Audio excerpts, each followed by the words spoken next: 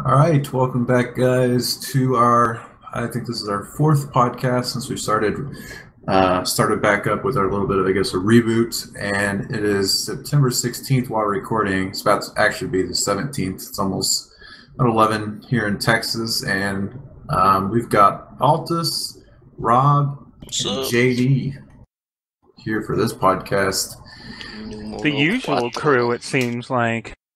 Yeah, I think has this been the same crew each of the... Well, I mean, most of us. Oh, no, we had actually the second one, right? Yeah. Baltes is pretty unusual. True. Well, it seems like when I'm not around, we don't get podcasts done. We have talked about doing a podcast like every week since we did our last one, I think, though. So. Well, yeah, like the last 4 weeks... Out. The last 4 weeks, I was working Wednesday nights, so I couldn't do one. This is the first Wednesday I've had off. Yeah. You got the recording program, so it's like... I guess we could have gone into Raycon and recorded. I'm just using Mumble. It's just the built-in recorder on Mumble. Yeah, that's it. You all Sure have is. access to this. But what happens? I don't know about that. What happens if Mumble goes down? Then we're just like, listen. boom. Yeah. That security camera, you know what? It's in my hand, and now it's in the trash can. So hopefully that won't happen again. Wait, I think you should explain the security cam. So for those of you who are listening that don't know, I host the Mumble that TSG, all the staff, and some of the community members who wander in there use. And I've been having problems with my wireless security camera at home. The wireless died in it completely, and before work a couple days ago, I plugged it into my wired network, and it was all fine, and then I went to work. After I worked 12-hour shifts, and after about 2 or 3 hours, Mumble went down. I couldn't remotely access my computer. All my computers appeared to be down.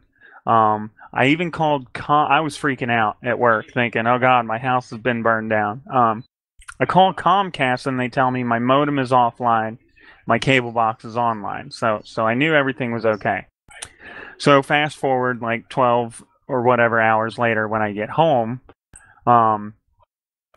trying to figure out what's wrong, my wireless network was still up. All my devices could connect to the wireless and talk to each other, but the wired was completely down. And the moment I unplugged that camera, everything started working again. So, TLDR. TLDR. It didn't burn down. Yeah. TLDR, my security camera died so badly that if I plug it in, the network dies and the modem dies too. So... It reminds me when we used to do our Halloween marathons, we had the pumpkin cans where we stuck a webcam in the pumpkin. That was awesome. So people could see the trick-or-treaters. It's like a lawsuit waiting to happen, though. Trick-or-treaters just don't come around as much anymore. Like, when we were kids, it was ridiculous. Like, we were running that neighborhood. But, I mean, sad. If I could stick a product review in here, Tenvis brand cameras, We're not sponsored by Tenvis. We are not sponsored by them, and we hopefully never will be, okay?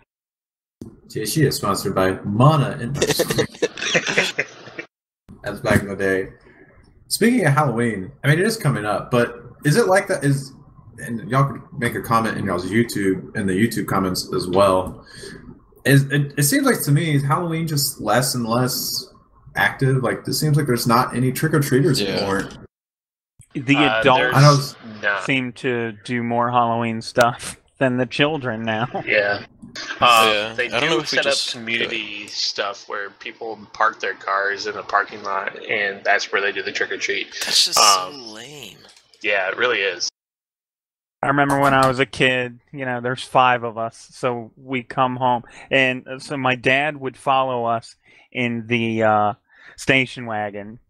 And so there's 5 kids and my mom. No, sorry, there were 4 at the time, and my mom walking. He's following in the station wagon, and we would clear a neighborhood and then and then drive over to the next neighborhood. And by the end of the night, each one of us had a giant trash bag filled with candy. think we took what did we take? Pillowcases. Yeah. Yeah. Filled those up. Is it like every holiday dying? I don't know. It's to me. Maybe it's because I'm not an adult, or because I am an adult now. I'm just thinking, like, I think of Halloween. And I was like, let me think. Christmas. I don't see as many Christmas lights. Well, there is a war on Christmas. I think Christmas is still as big. Like, I don't think Christmas is going anywhere. Christmas decorations are already up at stores. If you go into any stores, they already have the decorations up. Yes. I think commercially, I'm thinking the Christmas lights. Like, does it seem like there's less lights? Maybe it's just our neighborhood on that, though. Maybe people are just busier or something that lights they just don't want to put up. But yeah, I mean, I don't think any less people celebrate the holiday, except for Halloween. Maybe Halloween is just an adult thing now. Yeah, I think so. I think we were like the last generation to actually like celebrate it as kids or something. That's sad. Kind of depressing. Yeah, it is. Can we like have a revival here on this podcast? Everybody start a petition in your town. We're taking it back. Just bring a bunch of candy and give it to a bunch of little children. Like, that's how you do it, right? Yeah. Pull up in your van. I don't know if you know this yesterday, but a kid was sent to jail for making a clock. What? Yeah. Well, he got pulled out of class and taken to a state. He was handcuffed. Yeah. Jail, whatever. It's all the same thing, right? Yeah, it feels like jail. When you're that age, it probably does. Like, I'm gonna go to jail, Mom. I would have been scared. Anyways, okay. You're white. You don't have to worry about that. Oh. Now we're going way off topic here. Yeah. All right. So I mean, I could edit that out, but I probably won't. We don't have enough podcast viewers yet. We don't have to worry about that. Yeah. After this one, though. We're going to be first on iTunes. Yes. So this is what we've got on the agenda. First, we just wanted to thank Jason for hosting the community night, which was probably about a month ago. And it was successful. There was a lot of people who took part in it, and those are always really cool. So community night is where community members will stream. They use like twitch.tv/ I think TSG community, something like that. If we do another community night, we'll probably use that same thing if Jason's cool with it. And then, so we want to thank everybody for that.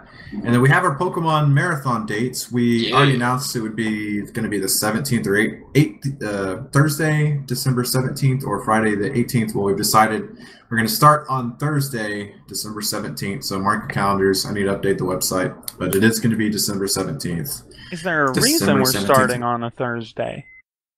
Maybe. Or are we not? Gotcha. You'll have to show up Thursday and find out. You have to show Well, up. my plane doesn't land till Friday, so... Dang it, you're gonna miss it, Baltes. I know. Jeez.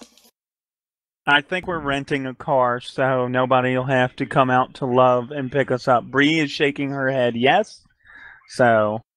Yay! It kind of reminds me when you're listening to a radio thing. It's like she's like the producer over there. All right, I'm getting a yes from Bree. It is good to go. Getting the thumbs It's up like, from I'm Bree. going to say this and hope I get the nod from my producer. This just in. We will be getting a car. Yes. Get something just real sporty. Just the most expensive rental car. Hurts if you're out there listening. You know, you could hook Baltes up with a rental. Yeah, we'll definitely advertise for you during the marathon. We're gaming for charity. I've reached out before, I've got a response, but we need sponsored flights so we can just get people that want to come down that volunteer all the time for us. I feel like they're owed. Like Baltes needs to be able to fly for free. So Southwest TSG helicopter that we can blast like speaker to and like blast blast Rebel Yell when we fly everywhere. Well, originally we weren't going to do anything until next summer marathon. We were going to do PAX East, but I was really starting to think, we should cancel PAX East so we definitely have money. And Bree's like, no, look, we'll cancel PAX East on one condition. We go to Texas for Pokemon. And I was like, oh, that's going to be super expensive. Southwest was having a sale on tickets at the time, so... Speaking of PAX, PAX South tickets went on sale today. Have you guys got tickets yet? I don't think JD's going. I don't think Baltes is going to make it either. Did you get tickets, Britt? I have not. I'm undecided. Oh, man. Pre-day passes are low availability. Day passes are still regular availability. I really, like me and Caden and Russ and Kevy were really wanting to go to the International next year. Yeah. Oh, that's right. But isn't that usually... And Megan and JD. Did I say JD? Yeah. No, you did. Oh, you did. JD's like, no, you didn't. But me and Phil and Bear are going for sure. I think that's the only ones, like, for sure right now. So maybe we'll do something from down there, like a podcast or something. Could be cool. I'm going to see. Lauren really wants to go, so we'll... When is it? What's the dates for it? It's like the end of January again. 29th through 31st. Yeah, that was really fun last year, and I'm sure it's going to be even bigger, better next year. Really cool. Yeah, it was super fun last year. I'm looking forward to it again.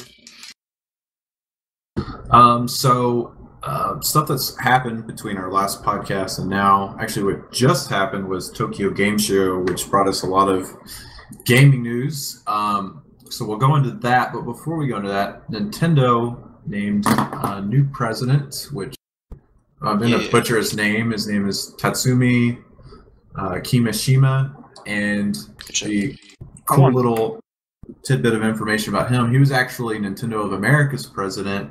Yeah, before Reggie. Yep, he is who, it was right before Reggie took over in 2006, so... I already love this guy because I read an article about he was apparently super opposed to a lot of things they did with the Wii U, especially the name.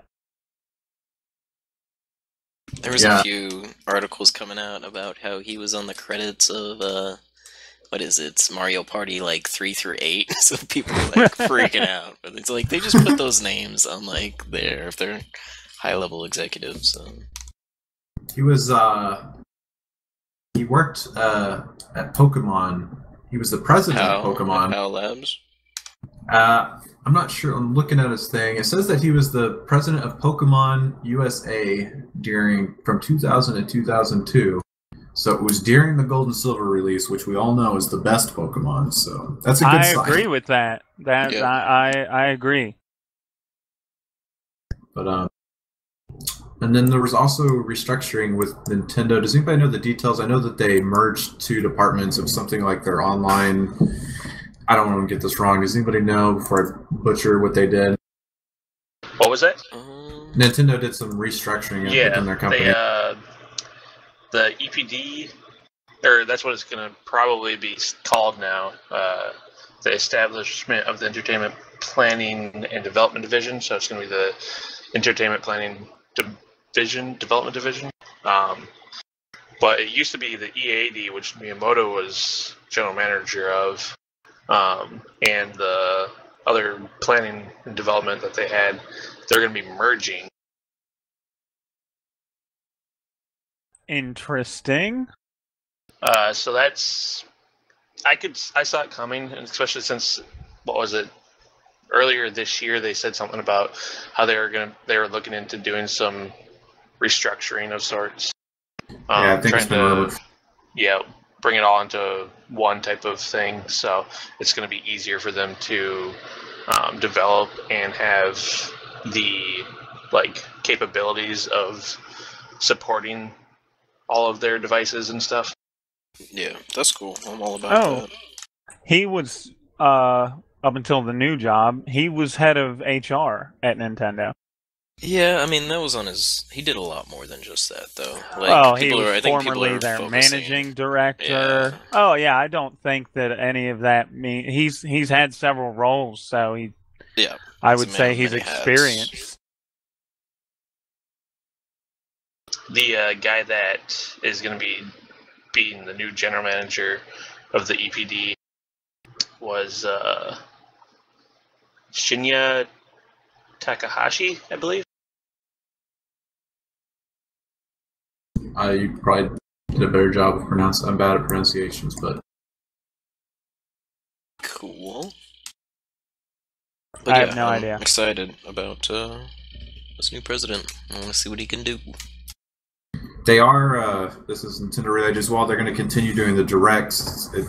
I know that Iwata led it before, but so I don't assume that the new president is going to step in and just do what Iwata did. I kind of think you're going to see a lot of Bill Trennan and Reggie and stuff like that, and then whatever games being announced, they're the developer and stuff. But who knows? Maybe he will just step in and have that same role. It'd be cool. But I understand if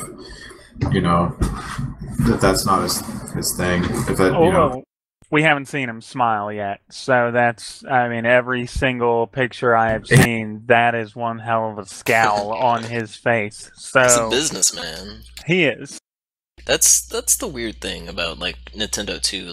Usually your president is more like that. Iwata was kind of like an outlier when it comes to that kind of stuff.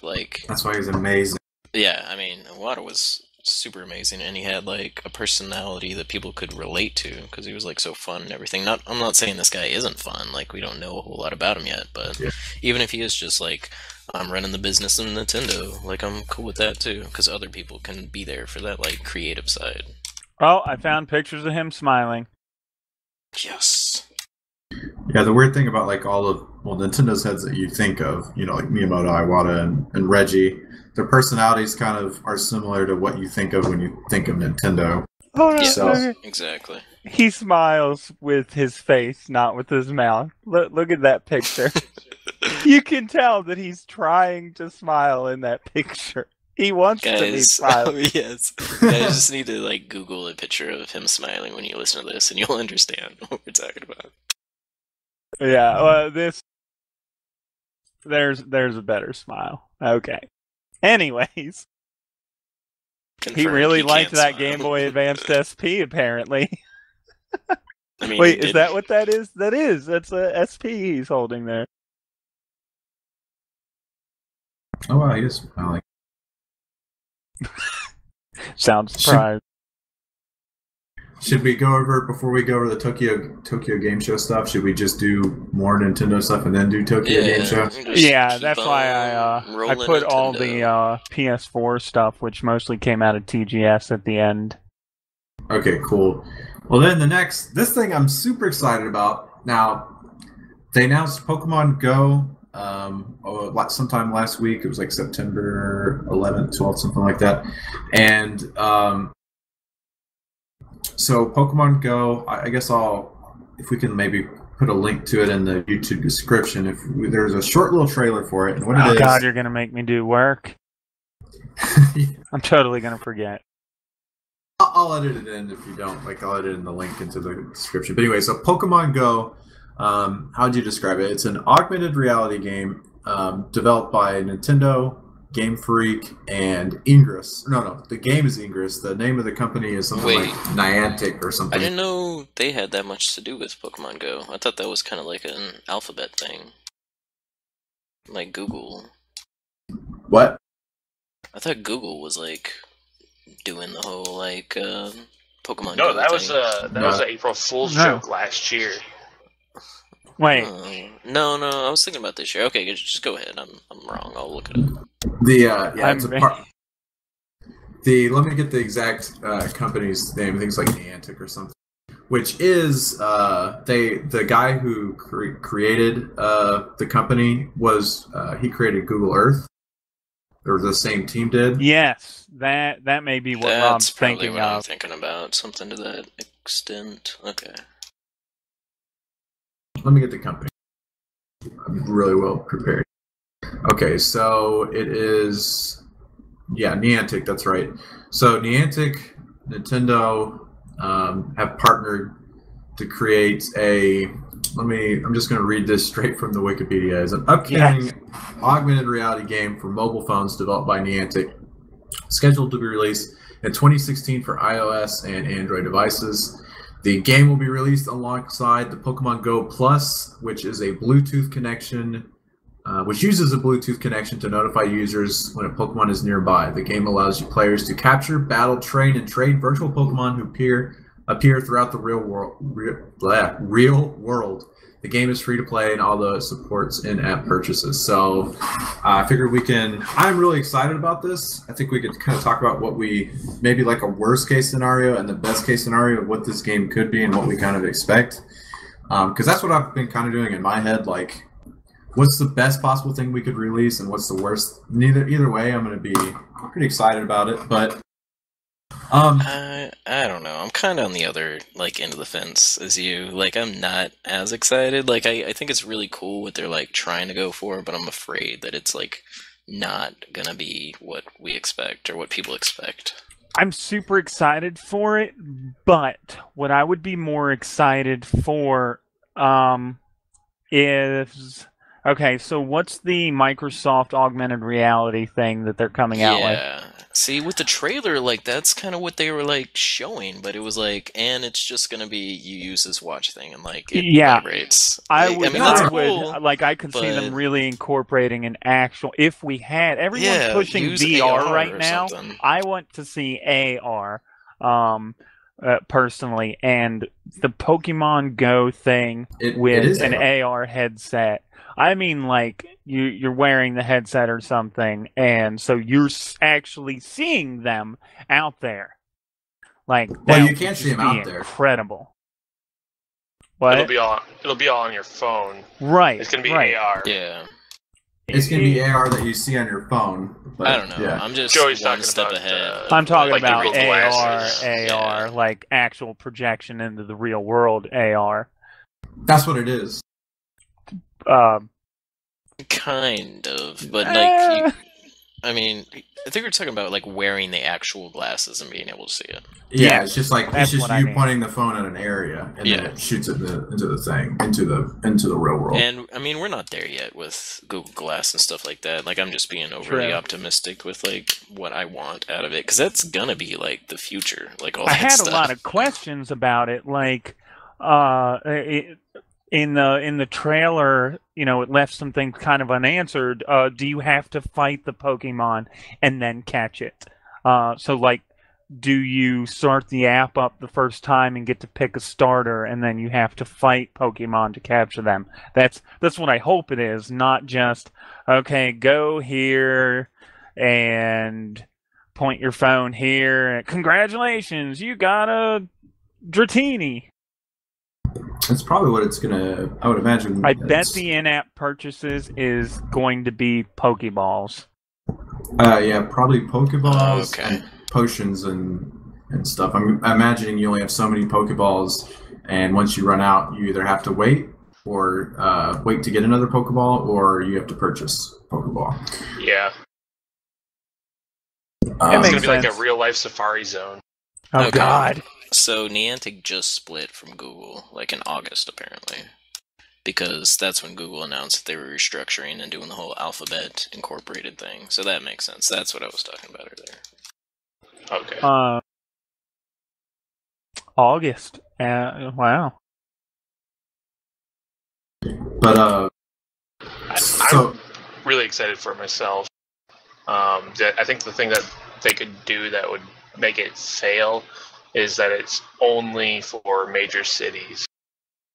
Yeah. I was thinking about cool things they could do with it, and I really would like to see something like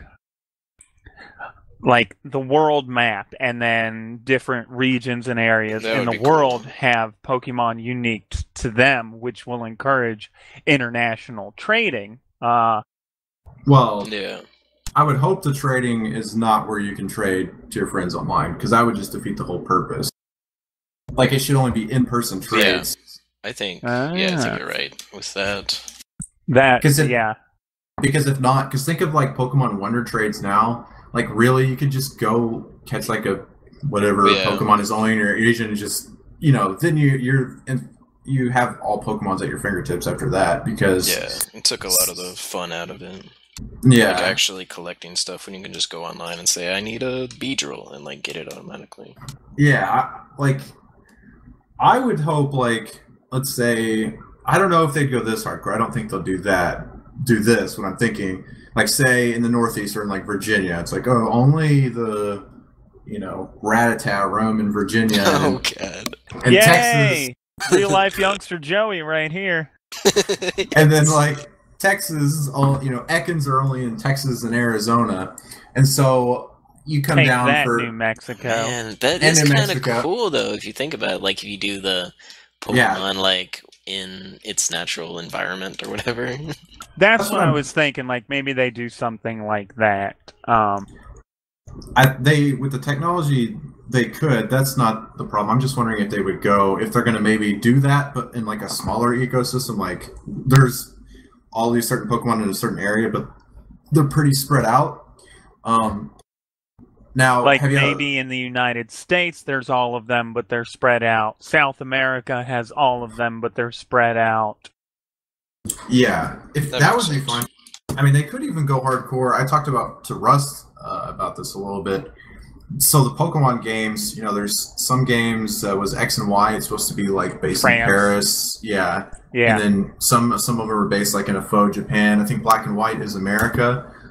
If they actually base those games off of those regions, and then I don't know that. I mean, they'd obviously have to make it to where these other countries got to play it as well. But I mean, I'd even be all for that. Like, it's like, well, you want to. Yeah, that's cool. I think the harder, if you want to make it like, if you're wanting to make this a true Pokemon experience, like you're a Pokemon trainer, I think you should make it hard, just because, I don't know, it's not going to be as fun as if like, hey, look, I walked outside and there was a Ho-Oh in my tree. It's just not.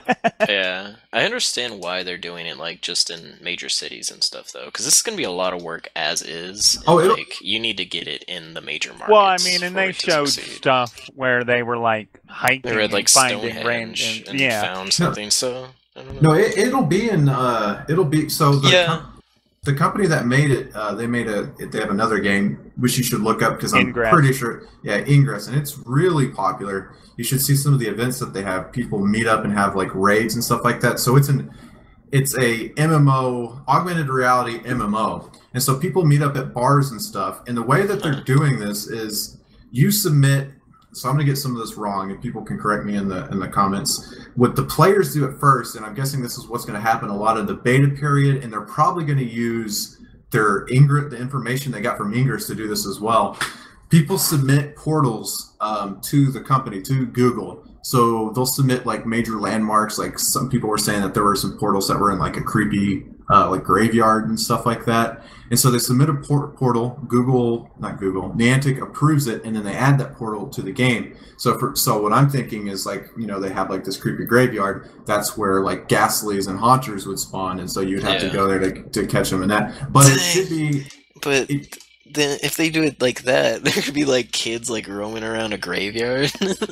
I'm all for it, baby. Oh my god, imagine if there's like factions like Ingress has, and like Team some Rocket people could be Team Yeah. Rocket, and some This- people are like the good guys, and like This is how our the crazy- portals and control points work in Ingress. This is our crazy Blade Runner augmented reality future, guys, and it starts with Pokemon. Man, if they I'm do okay it with right, that. Ingress is already far enough along where if they do this right for Pokemon. I know we were talking about like the technology that's there. What we want is like an augmented reality with like the Google Glass. That would be hardcore. What we're probably realistically going to get is the type of AR where you point your phone and you look. Or I think if your phone's not powerful enough for that, it's going to simply display an image, like just a picture of a Pikachu on what type of ground you're on. Like if you're in a forest, it'll have like a cartoon painted forest in the background or whatever. I'm guessing there's going to be like grades of what the game is like. I'm still even excited even at like that. Like you're looking down at your phone, it's like, noise happens or your phone buzzes and you look and you're like 15 or a mile away from a Pikachu. And so you got to go the direction that tells you. I don't know how far out you're going to be in order to know where these Pokemon are at, but what do y'all think? Do you think it's going to be one of those things where if you stumble upon it and you're within a certain distance, or do you think it's going to show you like a map like of several miles away? what it seems like, I don't know if like they said this, but like you're gonna have like the little watch thing that you can get, and isn't that thing supposed to like beep or like vibrate when you're around something? Yeah, it's what it does. If you don't have to have the watch, yeah. But yeah. I mean, what I imagine happening is it's gonna. Go ahead. It's gonna be what I'm kind of hoping for is it's gonna be like geocaching, which is it's got a whole list of all this stuff that you can go find. And then you can bring up the list and like, oh, this one is just 500 feet away or something like that. And then like know that there's something closer when you have the watch and stuff. But you can look at a list and be like, oh, here's, or like map, I don't know what it's going to be, but something that shows that there's something over here, either random Pokemon or legendary or whatever it's going to be.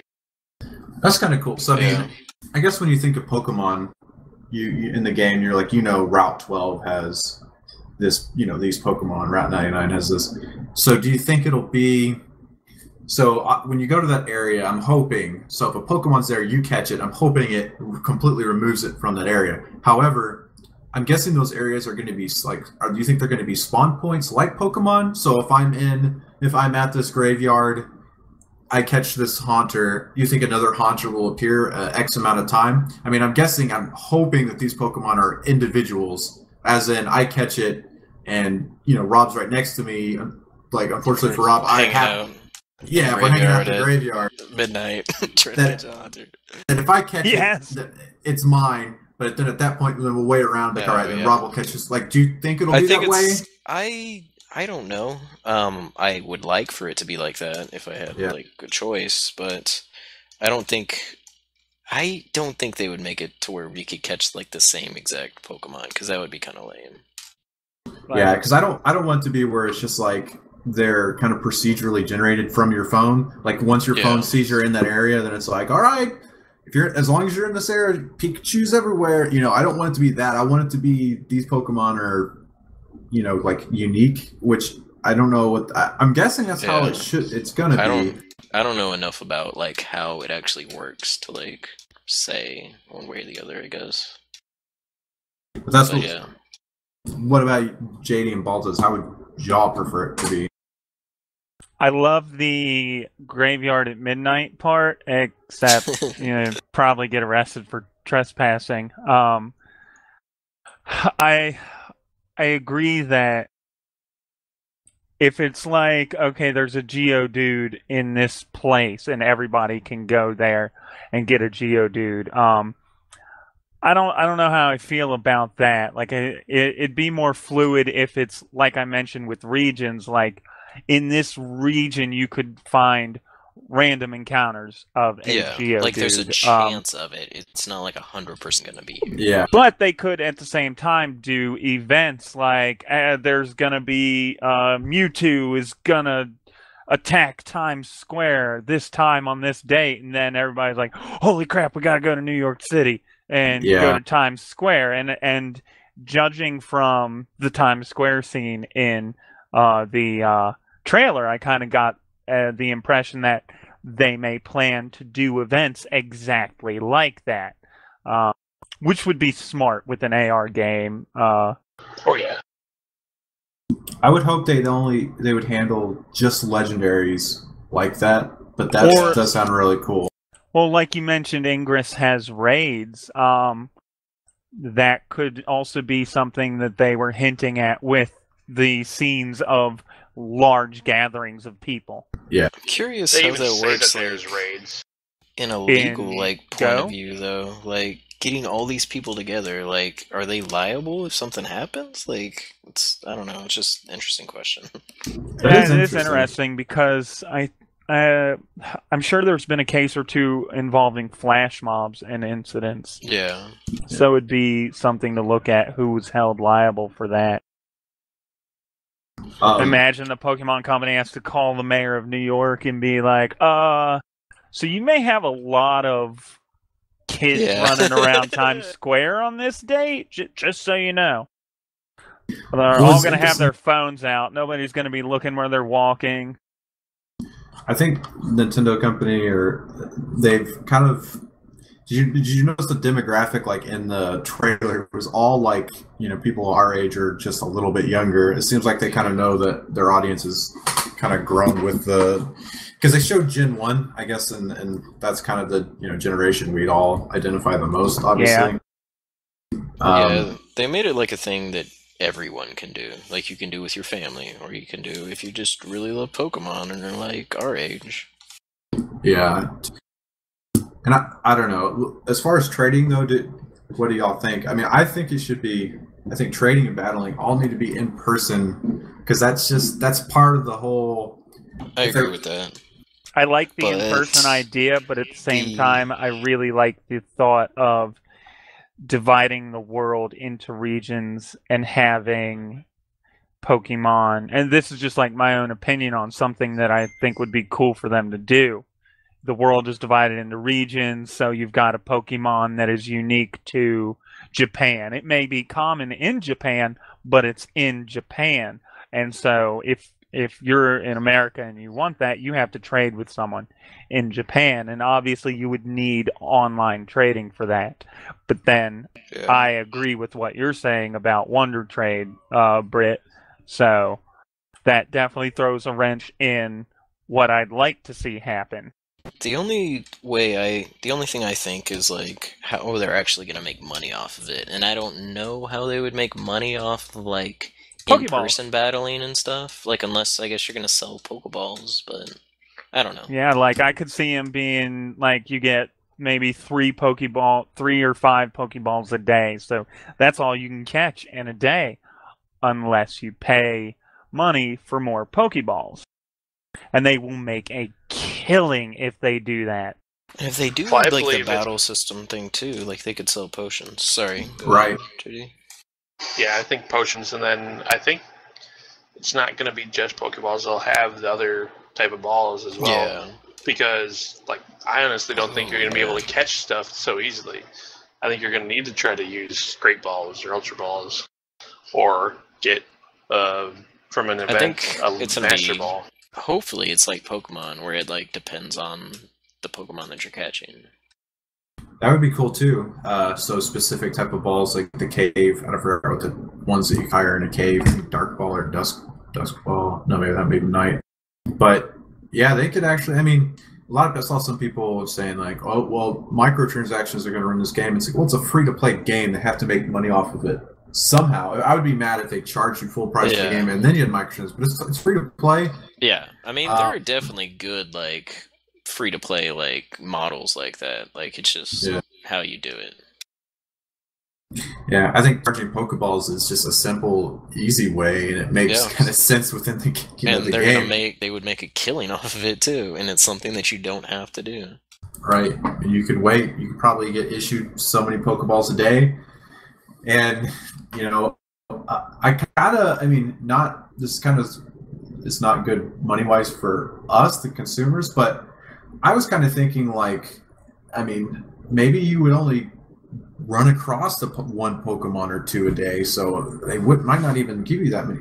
I'm just thinking like, how big is the scope you think of this game? Like, is it going to be something where you see a Pokemon every mile, or do you think like going out your everyday life? I hope you have to like go out and search for them. Like I'm hoping I'm not just gonna like run into a Pokemon like walking into work or something like that. Like, at least not every day. Like maybe a rarity. Like you're running in and it's kind of like a really cool type thing. Like, oh, I ran into Mr. Mime washing the windows. Hey guys, look what I found outside.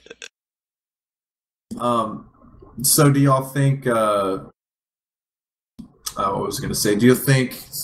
I don't think that's going to be like y'all were saying off the bat because of the technology, like you're saying.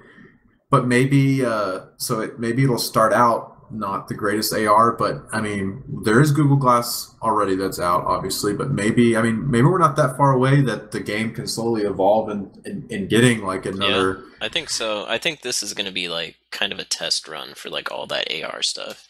We're going to like be able to learn a whole lot of where that's going like in the next few years just from this, I think.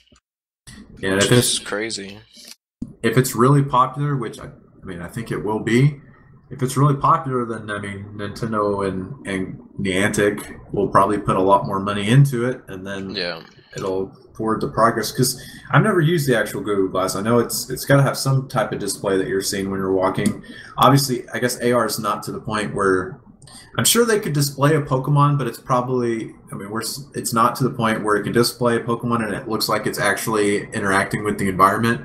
Because it probably, so I mean, I'm sure they could do that, but that would be kind of cheesy, where it's just like, oh, there's a Pikachu, but he's on top of a car, just like dancing or something, like in the middle of the freeway. I mean, they have the AR on the 3DS, and it doesn't look too bad. Yeah, they could do that. It's just, I guess, with what they would have to do in this type of situation is you would have to be like, say because with AR, it's real finicky on the 3DS, and it has to be on like countertops, and you kind of have to be close to it. But I mean, it's possible. It doesn't interact with like what's going on around it. Like, right? Yeah, it does. Well, in sorts it does. Like the Face Raiders game. That still doesn't interact with what's turn around and you have to shoot stuff. Yeah, it breaks the world. I mean, it just creates something that's not there. Like that thing couldn't run into a wall and react like it ran into a wall. It would have to. It's not to the point where it can like guess what's a 3D. It's There's nothing to. I mean, that seems like something like that would take a lot. I'm glad that we're not there yet, though, because I think that this needs to evolve before it just like jumps to that point. Because I think like those crazy like dystopian like futures that we like read about and see about in like films, like I don't want that like in my life like right now. I think we need to evolve to a point where like that is somewhat acceptable and like people know how to do it. Like I don't want to walk into a Subway and it scan my eyeballs and try to sell me like, I don't know, a new pair of shoes or something. Subs. Oh, not that Subway. Damn it. Either kind of Subway. We don't talk about that Subway. Well, I think what we're going to get from the beginning, as long as they have, like, I have no expectations from the visual, like what the game's going to look like. Obviously, it's not going to look like what I did in the trailer.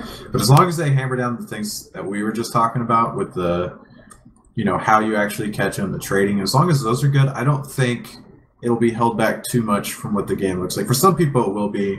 Some people, they're going to see that trailer and they're going to think, oh, well, I was under the impression I pointed my phone and I saw the Pikachu running around the world and stuff, but that's not going to bother me. If it can even... not there yet. Like, anyone who thinks we're there yet is wrong. Yeah, but if it's just what we were talking about now, where it gives me where the Pokemon is, I've got to walk there, and that Pokemon, I catch it, it disappears from the world, and you can only trade in person. I mean, I'm super happy about that, and I know I'll play it a lot. I'm super excited. It's going to be on Android and, like, iOS, though. Like, that opens it up a ton. When they said that they were going to start doing mobile things, and they said they were partnering with, DNA? But even though they're not, this is with Niantic still, and the whole mobile thing, I never imagined something like this. And this is awesome. I was like, yay, Mario Maker on iOS or something like that. That's what I imagined. Just some nickel and diming BS to satisfy the investors. Because Nintendo fought it for years. But this is awesome.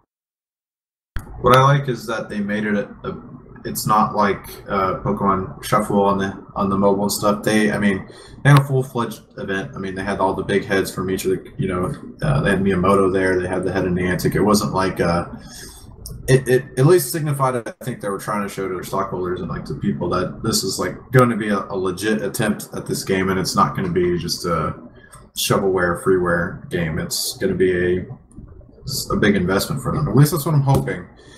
Which, by the way, I watched a video. I think it was from I don't know who's one of the official like Niantic YouTube channels, but they said the beta for this is going to start this winter 2015. So we'll get a lot of these answers of how the game works pretty soon. I mean, it's just in a couple of months, 3 or 4 months from now. So two or 3 months. So everyone go buy Niantic stock right now while you can. Yeah. Is there anything else we want to talk about on Pokemon Go before we moved on? Can't wait. It's gonna be cool. I'm looking forward to it. Can't wait to see what it is. Mario Maker came out this week. Yeah.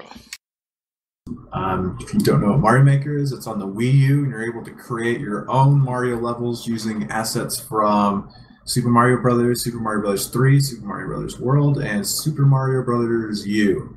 And within each of those games, they have you can create airship levels. They have kind of palettes and world changes. I don't know how to explain it, like underground, water level, and stuff like that. And they have them for each one of these games. So I've been playing it, and I really enjoy it. It's a very Nintendo game. What I mean by that, it's polished, and I don't want to say simple, because the game's not simple, but it makes it feel simple. It's like Photoshop, but for game making, which it just really simplifies it, drag and drop type stuff, and it's really fun. It's really good and clean. I've made a couple levels for it, and we've actually have an event for October, which we'll announce later, that we're kind of planning around Mario Maker. So, what do you got? I know JD, you have it. What do you think of it? I think it's really awesome. I was pumped from the get-go, when they first announced it and were showing it off. I was sold because it just looked that great. And now that I have it, I need to play more, obviously, but it's really fun. The 100 Mario mode, the 10 Mario mode, whatever you want to play them as, those are fun because you can just play random levels that people have made and then try to beat it in a certain amount of lives. And the only thing that I really wish would have been a thing that maybe they'll bring out eventually is that you could mix the assets. So start out with Mario 1, and then, something's gonna happen in the level, and then you're gonna be now in Super Mario World. That would have been really awesome, but it's not there, but it's still really fun.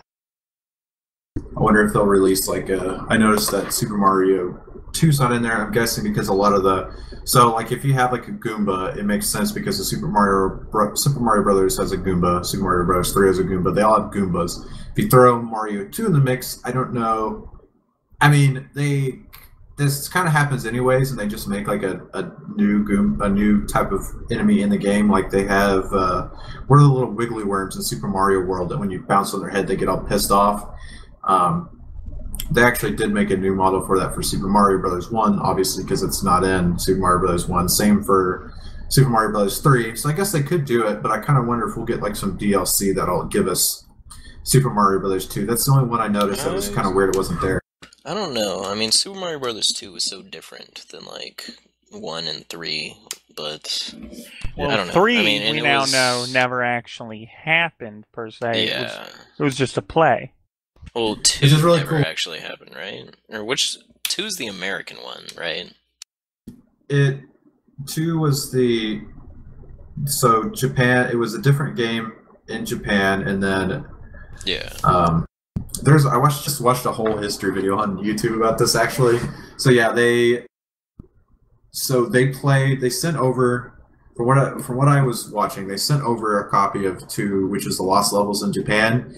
And I think that it was Nintendo of America had a president who he liked to have there was a guy that he would give it to and have him play it and see what he thought.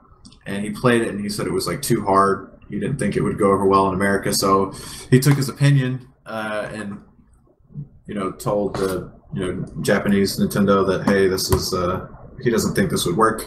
So he had them make a different Mario for them, which was I forgot the name of the game, but what we know is Mario 2, and yeah, that's kind of the short story of it. But yeah, Super Mario 3, they did they asked Miyamoto questions, and he tells us the answers. That was for the launch of Super Mario Maker. They did a little bit with that, and they asked if Super Mario 3 was just a play, and he shook his head yes. So the whole Super Mario, because in the beginning of Super Mario 3, the curtains pull. Yeah. So the whole game was just a play. That's cool. Yeah. A little Mario history for you guys. And then I thought we were gonna get the answer of, because they did a little teaser. Who is Bowser Jr.'s mother? Yeah, and then they acted like they were gonna answer it, and then Miyamoto ended up just saying he was the mother. So, thanks, Miyamoto. I'm super excited about Mario Maker, though. I haven't had a chance to play it yet, but I've heard a lot of good things about it. Like, there's a whole lot you can do with that game, it seems.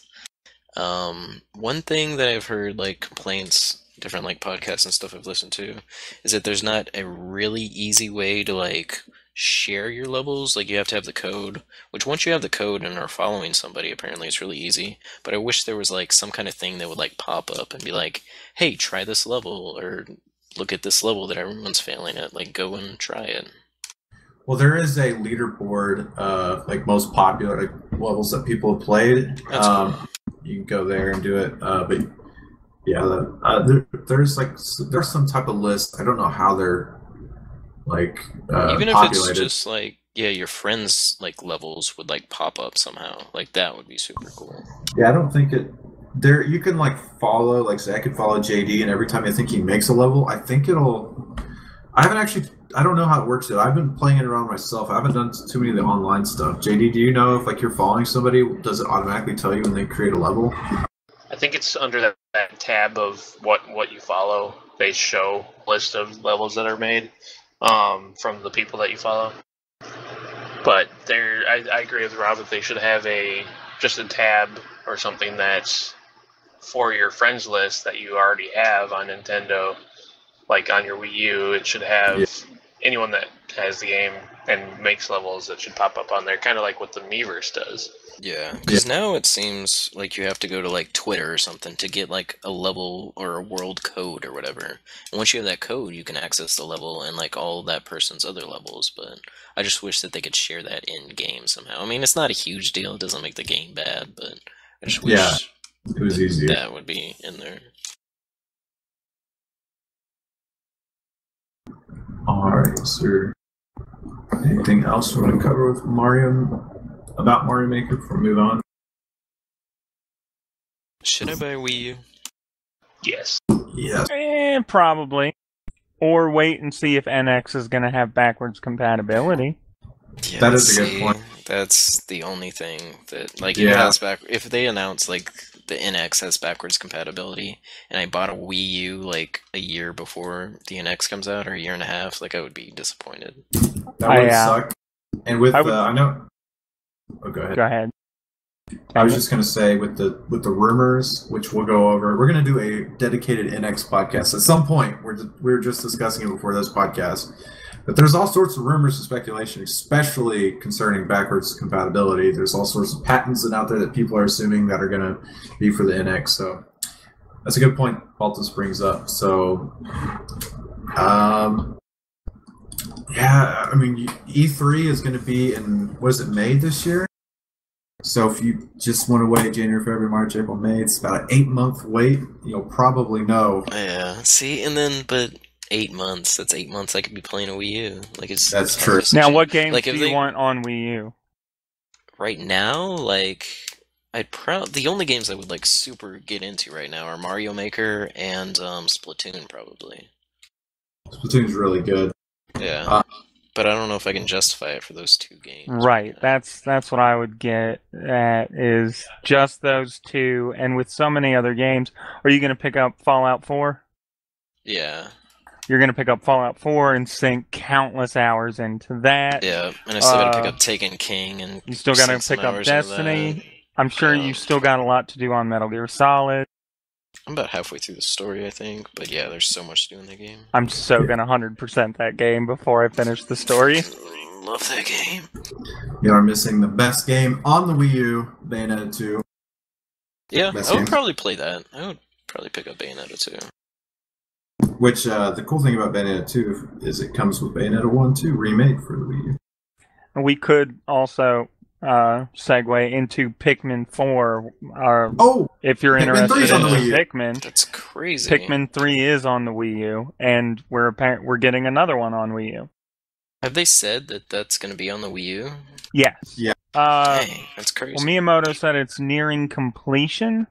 Oh, it could be handheld. Wow. It could be a 3DS game. Ooh, that would be interesting. Or both. Also, Super Mario 3D World is another really good game on the Wii U. Oh, yeah, I've heard a lot of good things about that. There's one other Wii U game. But yeah, Pikmin 4, so that was one of our news things. So yeah, so Miyamoto said it's nearing completion, right? What's funny is we have nothing about it, but we know it's nearing completion. So what do you think that means? I mean, everybody's definition of soon is different. Do you think it's got to be at least 2016? I would say right? if they're saying nearing completion, then yeah, I would hope next year is the planned release for it. I'd say spring 2016. That's a safe bet. When did 3 release? It's been a while now. It was like almost. It was the launched. release, like one of the release games, wasn't it? July Was it? 13th, 2013. Jeez. All other regions the following month. Japan was July 13th, 2013. Why does 2013 seem so far past? It for really some reason? does. Huh. But I'll probably get it. Whatever. Well, you know what? If I haven't beat Pikmin 3 by then I probably won't pick up 4. I enjoyed 3, even though that boss with that bee boss or whatever it is really annoyed me. And I gave up. I want to play through 1 and 2 again before I finish 3. I skipped them. I never had a chance to play 1 and 2. 3 was my first, but I really enjoyed it. Until I rage played a lot quit. of 1 and 2 with my cousin, and then I got the remakes when they brought them to the Wii. And so I played a bit of 1 on the Wii, but I need to finish through both of them. Well, so Pikmin 3 was technically confirmed in 2008. Miyamoto stated during a roundtable that they were working on a new entry. There were no further details until E3 2011, when Miyamoto stated that development was moved to the Wii U. What's so weird is that he just dropped that information that it was coming, and it was nearing completion. Apparently Miyamoto has a habit of doing that, at least with Pikmin games, just dropping them during interviews and stuff. Things slip out every now and then, and it's pretty great. Gotta look up what his latest hobbies are so we can find out what his next game is. At Tokyo Game Show, this is right now only for Japan, but the PS4 price drop. I mean, I think it's a good sign that it could happen here in the U.S., especially right before the holiday season starts. I can't remember how many yen the price drop was, but if you kind of convert it over to the dollar, it was worked out to about $300 even. So, yeah, who knows? I think we will get a price drop before the price drop. I think a price drop. Yeah, I think it's a pretty good chance. That'd be nice. That would help budge me in the direction of picking up a Wii U. Oh no, for the PS4. I'm sorry. Oh no, Wii U is already the cheapest. I know it is, but just make it a little cheaper. What is the Wii U right now? $299. Yeah. Well, no, it's not even that. No, it's the bundle, $250, isn't it? I think the bundle, the Mario Maker bundle right now is $299. You know what's crazy? Now I know the Wii U had a huge head start, but I just pulled up VG charts. The Wii U is at 10.1 million sold worldwide. The Xbox One is only at 13.6. So the Wii U is not far behind the Xbox One. The PS4 is at 24.8 million. I looked this up because I was about to say that the Xbox One was catching up to the PS4. That would have been a very incorrect statement. Definitely not. Xbox One just does not do good, like, globally, like internationally. Or Well, whatever. yeah, especially Japan. There's pretty much no market there. Yeah. There is no market there. Yeah. Remember pictures from the Xbox One launch in Japan? Like one guy standing in line. Yeah.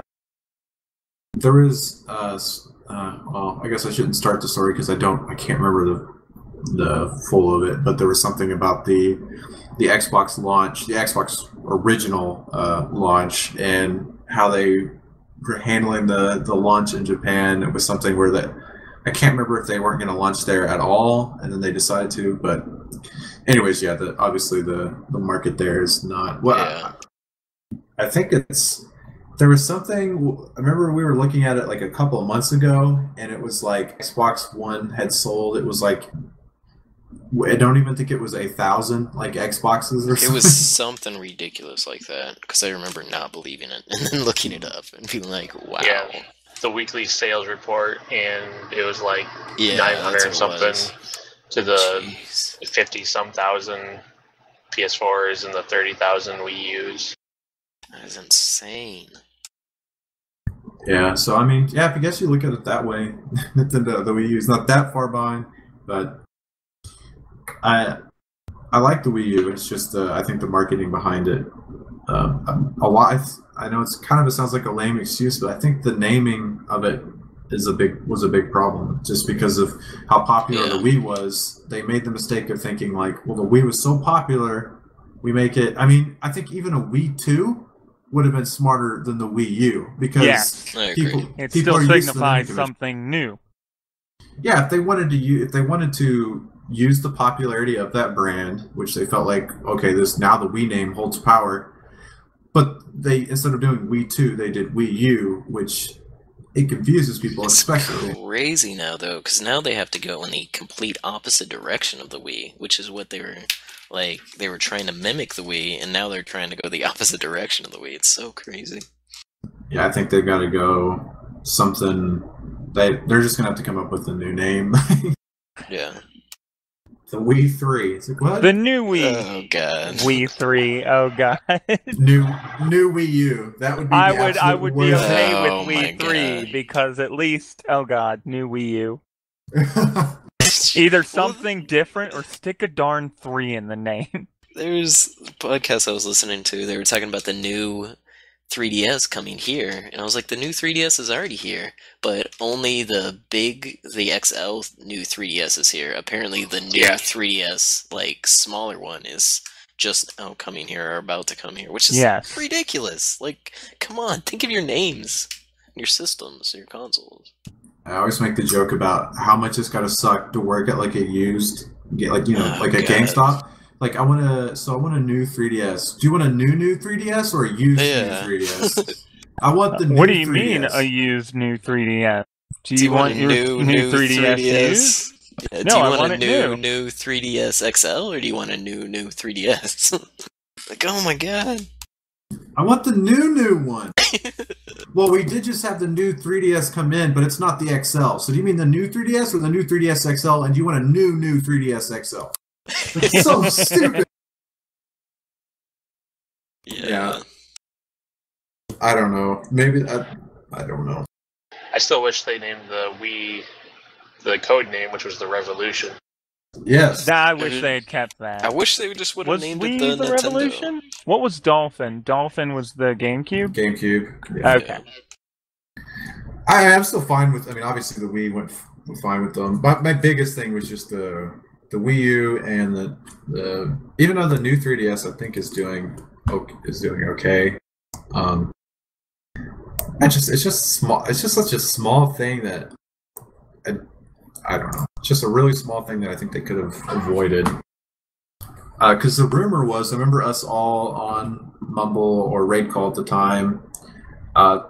They were about to announce the Wii U, and the rumor was that it was just going to be called like the Nintendo or something like that, which was cool because it kind of sounds like it's going to be like a reboot or something. Our parents would love that. Yeah. They call everything Nintendo.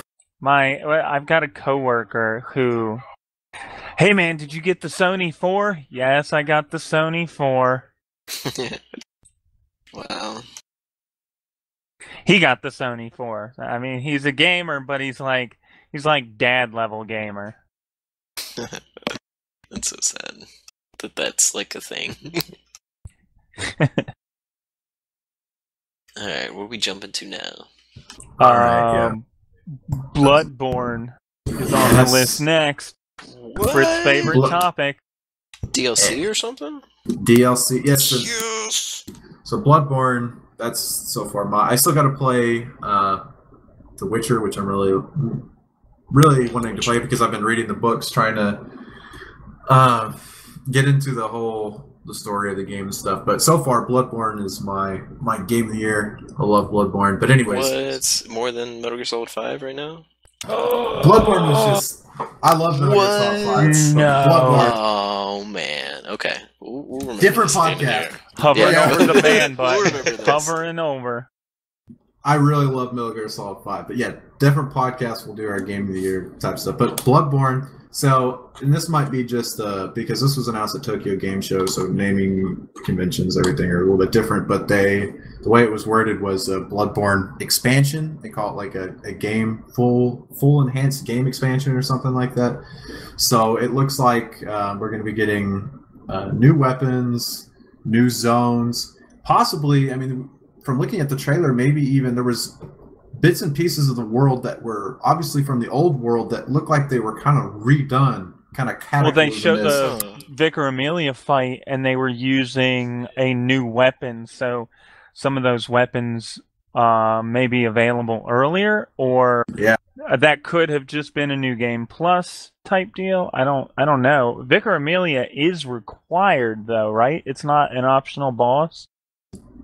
Yeah, it's required because it triggers the Blood Moon, right? No, Bloodstarved Beast triggers Blood Moon.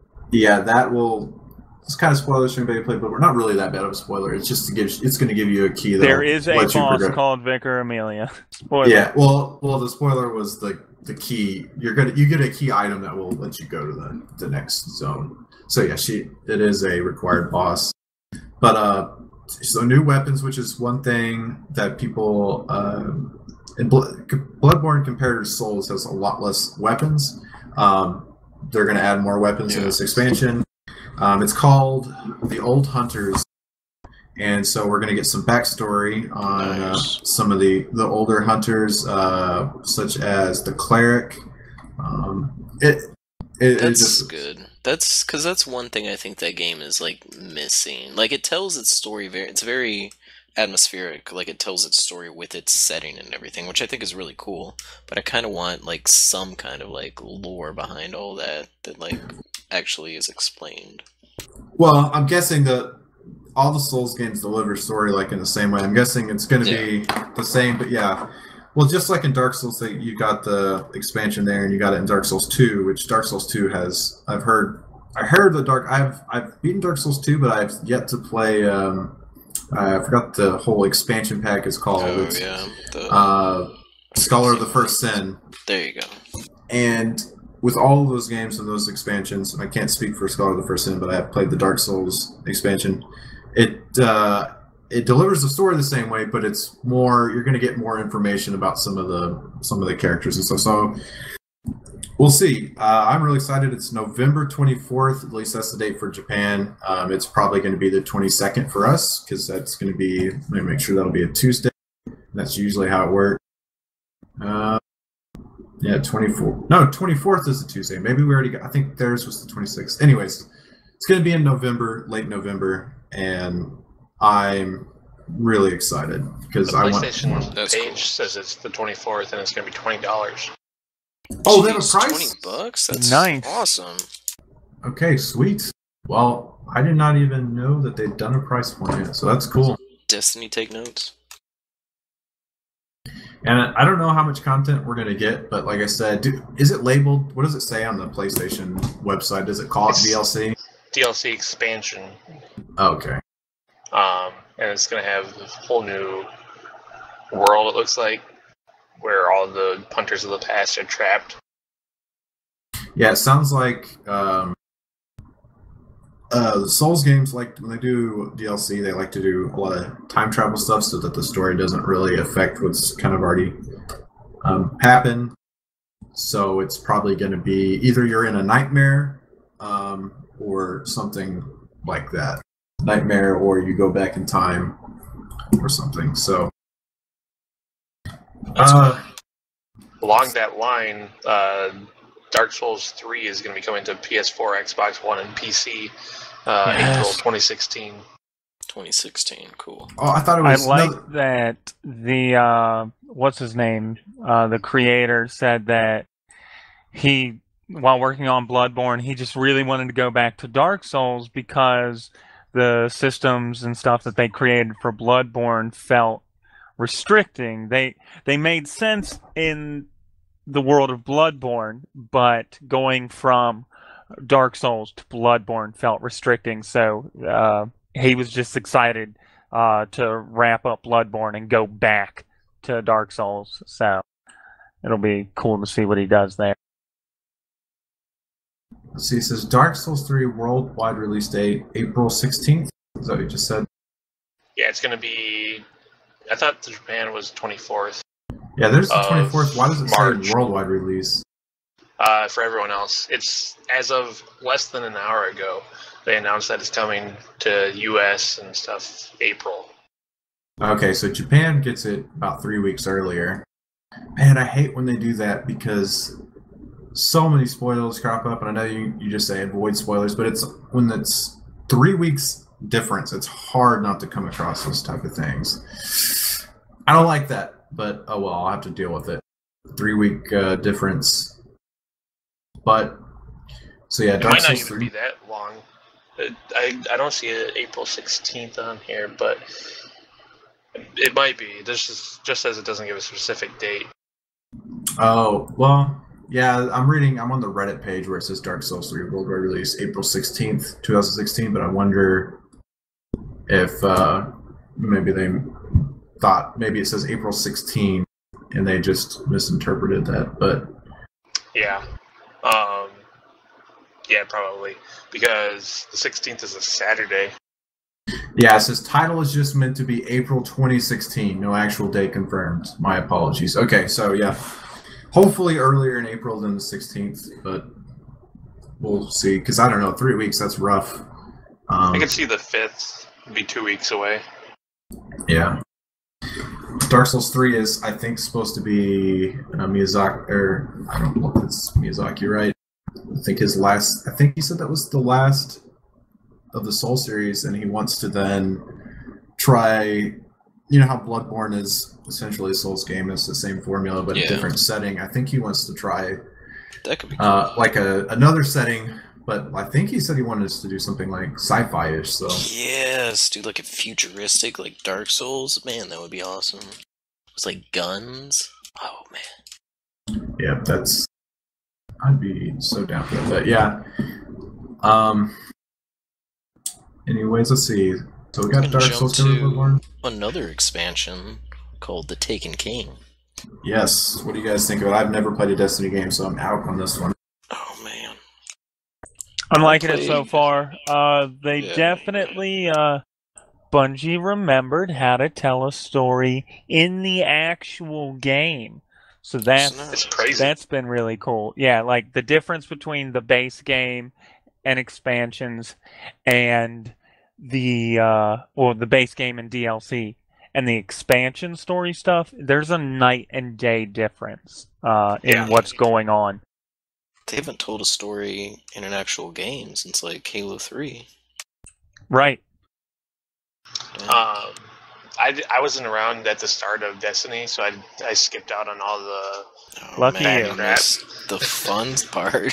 I mean, it was so much fun, but after a month or two of just playing Destiny, I realized that I was having fun, But when I looked at everything, I thought the game really sucked. Man, like the shooting in that game was super fun. I mean, we yeah. spent hours parked in front of a cave and just shot into the cave for crying out Well, loud. I mean, that's one of those gimmick things that you do because it's there Yeah. to do. But yeah, I mean, I had fun doing that. I mean, Well, and as that- much fun as you can have, like getting Yeah. loot, like. cheating, Well, that kinda. really exposed a big issue with the loot system because even, spending Yeah. days just shooting into a cave, you still didn't get squat at the end of the day. Imagine an exploit like that in Diablo 3. Oh my God. Jeez. Well, I mean, there have been things, sort of exploits like events that were really easy to trigger that gave massive amounts of experience, Yeah. and then Blizzard Okay. eventually patched them out. So I played Destiny when it first came out, like with Baltes and who all played with us? Tyler. Shoku, Tyler. But yeah, we played like crazy, and I have not touched the game since then. Like I didn't get any of the other expansions. Oh 'cause my I didn't get God. the Game of the Year edition. So I'm really excited to pick up the Taken King. Like, what is so different now about the Taken or Destiny now that it's part of the Taken King, Baltus? Because you're the only one that's played it. Well, JD's played it too. Oh, JD's played it. Well, Sorry. but he didn't Yeah. play at launch. I mean, the Yeah. biggest, That's right. and you didn't play the DLCs, and the game actually kind of got a little more convoluted. The currency got more confusing and convoluted. Each DLC gave It's more not even types of possible. currency. Yeah, it was just a huge headache. So after the first DLC, I pretty much gave up. 'Cause you had, even but in now- the original, you had like Vanguard points, then you had the strange coins, and then it was ridiculous. And then you had your if you joined a faction, Yeah. you had your Yeah. faction points too. They've really reined in a lot of things as far as that. Improved gear. If you had a high level before, you'll notice now it was really weird logging on last week after the patch and seeing, the armor piece I had that had 460 armor now is 160. Yeah. There They was a completely revamped all massive of the stuff. rebalancing. They changed how light works and stuff, but the Yeah. biggest changes now is the questing system. It does feel a bit like Yes. Halo RPG. I hear like you have like quest logs actually, like kind of WoW-ish, where like it tracks Yes, the progress of like what you're doing. Yep. Yes, That's you can pretty cool. have like a lot of quests active, and you can select up to 5 of them that are being tracked at any given moment. And apparently you don't have to go back to like the base to turn in your bounties or I something like that just to turn discovered in. that like 3 hours ago. That's Yeah, super cool. it's amazing. Well, that was one of like I the finished a patch bunch updates. of bounties, and I went back to the tower, and I'm like, that's weird. I don't have the green icon above the guy's head, and I went there, and I didn't get anything, and I'm like, this is really confusing. You have to go to your menu and just click on the completed bounties. That's all you got to do. So it's I like that. very nice. And you can hold up to 16 bounties now. Yes. Dang. I wonder if you can still. It used to be that you could kind of game it. Like, if you grabbed all the bounties the moment that they reset every morning and you did them within the first hour, you could grab them all a second time. I don't know. I assume they Yeah. fixed that eventually. I don't think you can do that anymore because it has the refresh rate on there. Oh, You know Like what? once you pick it interesting. up, it shows that there's they'll refresh in a certain amount of time. You know what I wish they darn. would add to that? And I'm gonna sound like Britt here, like when Diablo 3 was just coming out. Seasons. Like that would be so cool. That would be that would be nice. I could see it happening. Diablo now, like when a new season launches in Diablo, like everyone is on that. Like everyone's playing like 6 hours straight that night to try to get to the level. What is it now? 70. 70. I Yeah. haven't done seasons. I never really got into seasons with Diablo. Just having to restart over and over again for a couple new items that they added, or some new stuff they added. That's the fun for me, but I guess I just really like leveling, so I'm like just grinding for the gear. I mean, I like getting the Paragon levels up on my existing character. Well, it adds to all the levels you get from the season will go to your regular character. Once the season is over. Yeah, but, I mean, same thing. It's kind of cool seeing that roll over, too. Like, being level 200 during the season and getting, like, I don't know what it equates to, depending on, like, what your Paragon level is, but, like, 10 levels added to that. Like, it's kind of cool seeing that conversion. Yeah, and not only that, it's a lot of big balance changes and stuff like that. Builds and stuff like that, and the leaderboards, which leaderboards aren't as big of a deal, but, like, it's just cool to see, like, your progress throughout the season.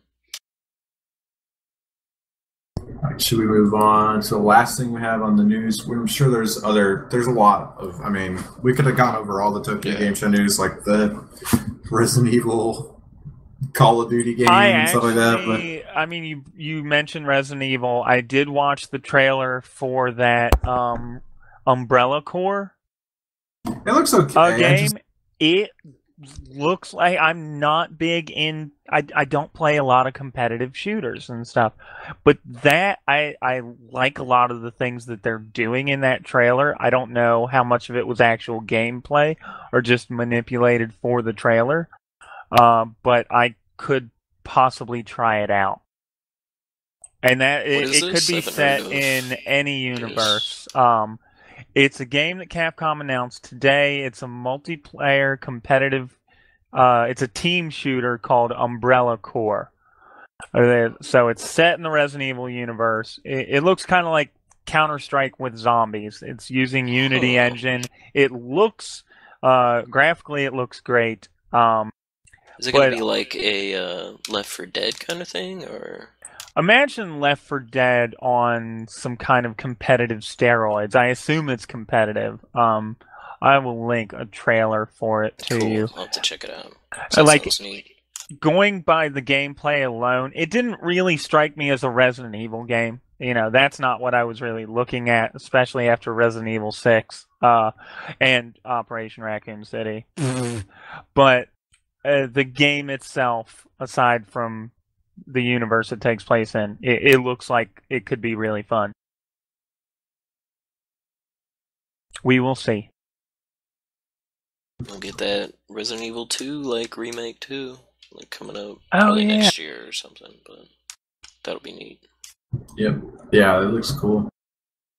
I'm one of the people that get suckered into the remake stuff, but I don't mind them.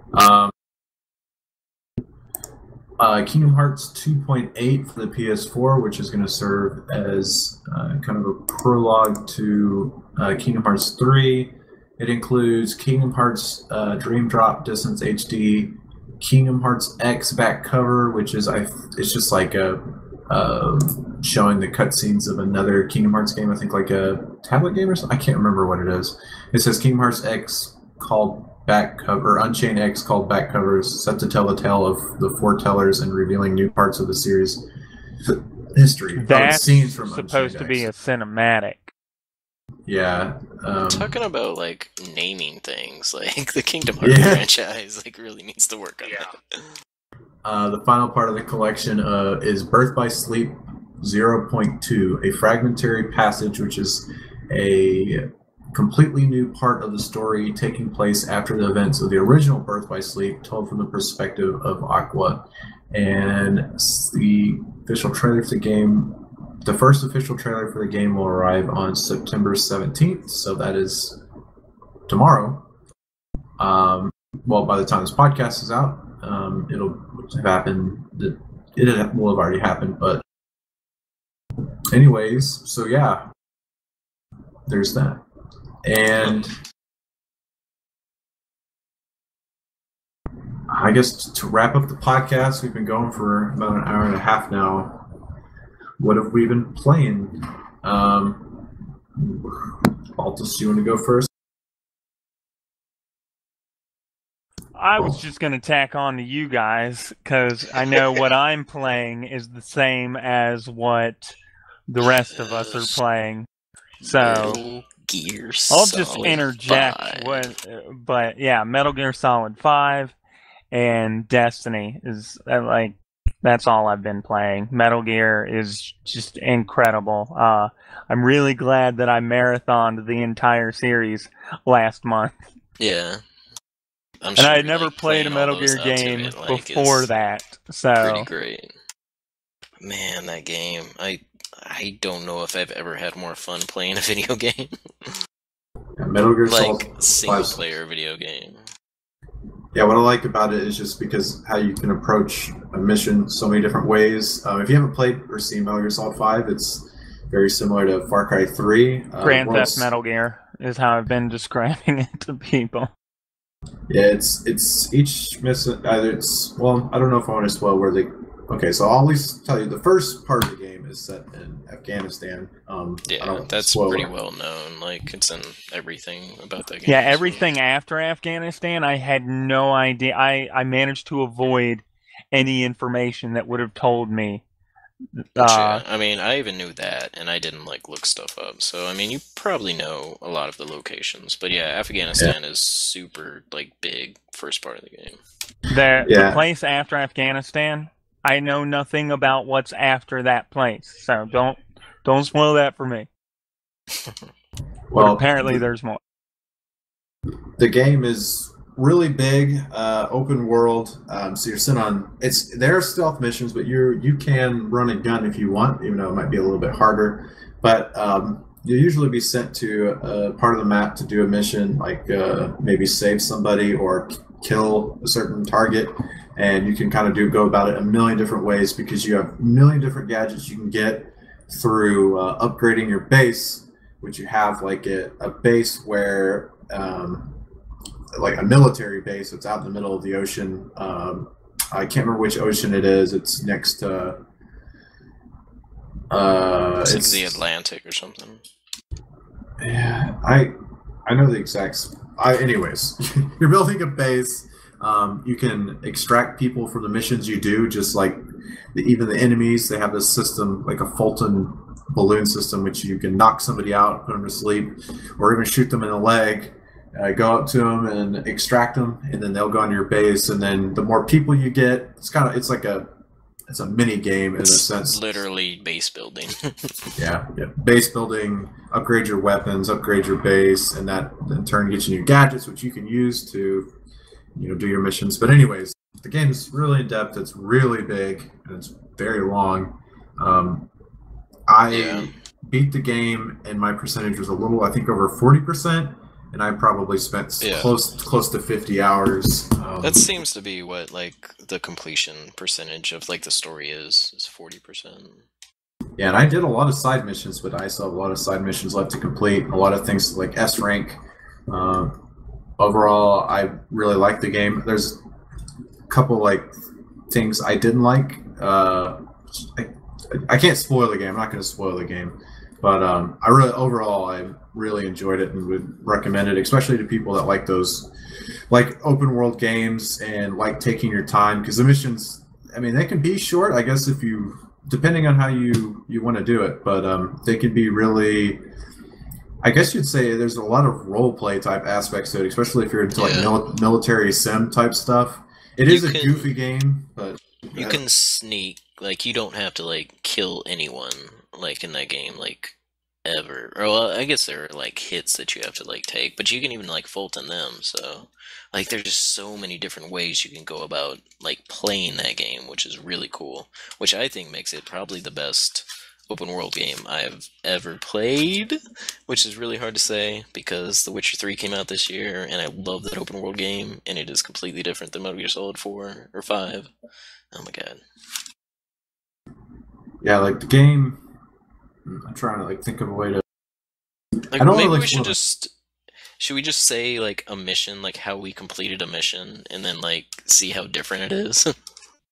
Like that could be a way. I can't think of any like the mission with the tanks down at the bottom of that mountainside village. Just go about saying how you like took care of that mission, I guess. Okay, so in this mission, you're having to eliminate a target that is in a regular vehicle, a regular military vehicle, but then in between it are two, or on each side, it's sandwiched in between two military tanks, and your mission is to eliminate the target and the two tanks. I wussed out because I spent over 2 hours on this mission because those tanks are really hard to take down, and I was up on the hills shooting mortars, and it must take a lot of mortars. They would not blow up, and as soon as they target you, man, it's like GTA. They'll send in the helicopters, they'll send in everybody. And so what I ended up doing is using I used the military or a airstrike. I called it an airstrike, which whenever you use an airstrike, it does not allow you to get an S rank. The highest rank you can get an A. It takes care of business, though. Yeah, but the timing on that, because all of those vehicles are moving. Yeah, so you have to time that pretty well. Like, you have to time it well, or you can wait till their very end stop. Some of the missions I time. I mean, they're moving really slow. It is really hard to time, but sometimes they'll make little pit stops. This mission, they don't, so it's best just to wait till the very end. But that's pretty much how I did it. The cheap, very, very cheap way, airstriking. How I did it was I hung out like on a little cliff, like, and waited for them to go by. I put C4 on the road, and then in front of the C4, you can get these little decoy things that you can like toss out. So I put a decoy on the road, so like the tank stopped like right on the C4. I blew up that tank. I got out my rocket launcher, blew up the truck behind it, and then there was another tank. So that tank started shooting at me and stuff. So I had to like hide and then run after it, then shoot it with my rocket launcher to blow it up. So I was like riding on my horse, like with this rocket launcher on my shoulder, shooting at this tank. Like, it's the best game I've ever played, probably. Kind of similar. I put C4 across the road, like in a line across the road. See, you had more C4 at that point in the game than I did. So I was like, how did you blow those up with all that C4? Because I'd use my rocket launcher. And when I hit the C4 a little late, but it actually worked well, because when I hit the C4, it took, it damaged the tank. The tank was on fire and just kind of veered off to the left into the other side of the gorge there and blew up. And the truck in the middle blew up. And then the tank behind it, I had to do what you did and chase after it on horseback with the darn rocket launcher. Apparently, and I knew I was going to run out of rockets, so I just I set a supply drop further down the road so that I could pick it up on the way. Man, that game. The airstrikes really came in handy on the later mission where there's just all sorts of tanks all over the place. Without using an airstrike, but it might be difficult. Britt, I did end up doing that mission and destroying all the tanks. Oh, nice. Yeah, I wouldn't stop until I had done all of them. Yeah, I really love that game, and I'm going to go back and 100% it. One thing I did want to mention, while it is kind of like a military sim, it's a very goofy. It doesn't take itself too seriously. It's got an over-the-top goofy story. And if you played a Kojima game, then you kind of know how those games take themselves. Yeah, I highly recommend it, though. If you're into what we just described, it's your game. Yeah, exactly. There's like someone at work told me to sell him on Metal Gear Solid 5 today, and this isn't really spoilery, but I'll tell you what I told him is like, okay, I was on this mission. I had to fight this little kid inside a tanker unit, or inside like a sailboat that he was camped out in because he overtook this town and is like holding people hostage, and I had to fist fight him and then take him back to base. So like, there you go. That's the game. Like, it's ridiculous. Like that I can attach a balloon to a tank and... You're gonna attach a balloon to a donkey and take him back to the base. Yeah, you have your own like zoo on your base, so you can like extract little animals. I even saw a little hedgehog running around. And I tranked the hedgehog, but it didn't let me extract him, so I'm not sure if you can. Oh, you have to extract them with the little trap units that you get. Like I put those down before every mission, and you then have at to the end it's extract like what with the trap? the little animals, because there's like a ton of little animals that you can catch. Yeah, I just keep like, oh, I picked up a rat. Like, what? I wanted to put a balloon on it. Yeah, I don't think you could balloon a rat like that. It'd probably get lost somewhere. I love that game. It's so good. You need to play Metal Gear Solid 5 JD so you can get in on this. I need to play all of them. Okay, yes. Speaking of JD, are there any games that you've been playing that you wanted to talk about before we wrap up the podcast? I've been mostly playing Destiny and Hearthstone. I've been playing on and off on my 3DS like I always do, and Mario Maker now that it's out, but I need to play more of that. But with Activision games? Let me look at my Steam quick. It's been since August 27th that I played Dota last. Dang. Yeah, that needs to be fixed. I have not launched my Steam like in months, probably, which is very odd. Because I used to play Steam like every day. Or play something on Steam every day. As usual, I've still been playing a lot of Dota, so I add that to my what I've been playing recently. We'll probably be playing it right after we get off this podcast. I haven't played like Heroes in like a month either. Kick that habit. Destiny is really, really fun, especially with the new expansion. I was having fun with it when I was playing just by myself, and now that expansion's out, people are actually playing, and it's fun playing with them. Oh, I wanted to ask you, Baltes, because you're probably the only one that like knows, like, how's the Nolan North voice in it, like, compared to Peter Dinklage?